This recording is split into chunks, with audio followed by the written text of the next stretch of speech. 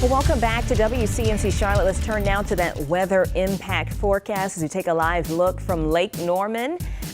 Things are looking good. I always say things are looking good unless it's looking crazy. I don't know. Things look pretty good to me, Brittany. But the lady who really knows all the answers, Brittany Van Voorhees. Is it really looking good, Brittany? I mean, I think it looks good. All of our shots are always so beautiful, all of our cameras, so it's hard to have a bad one, like you said, unless it's foggy or really rainy, I guess like Thursday.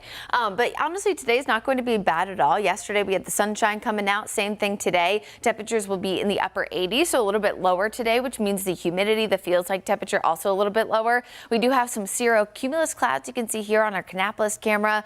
They kind of look like little streets of clouds that develop. Really nice there, caused by the rising and falling of the air this morning, as we do have a stalled frontal boundary nearby. We'll see clouds this morning, sunshine again mixing in by the second half of the day. Still going to be a high humidity day, but again, with temperatures in the upper 80s, will only feel like the mid 90s, so a nice break from the triple digits, and only a few isolated storms, especially by this evening and overnight. So here's the front now. If you notice where we had some of that heavier rain yesterday, it was in places like Lancaster County, Chesterfield County, over toward Richmond County. Same thing today, as the front will be lingering in those same spots. Remember, when we have a stalled cold front, this causes a better chance of clouds, rain, but also the high humidity levels, which means anything that does develop, look at that, heading into this evening, will cause pockets of really heavy rain. But other than the isolated storm potential today and a better chance for some heavy rain overnight, we actually have not a lot of activity going on from now all the way through Tuesday. So know that the rain chances will be much lower. Now, again, where the storm set up will have pockets of really heavy rain, but if you dodge those, we're pretty much good to go, giving that opportunity for multiple days for some of that rain to recede from what we had from Debbie. Also, with the sunshine mixing in, that allows for quicker evaporation, but also it's what partially causes our high humidity, of course, as the moisture is getting wicked up in the air. Sunday brunch forecast looks pretty good. We have no rain chances this morning, none through the middle part of the day, just that better chance for some heavy rain by pretty much after 8 p.m.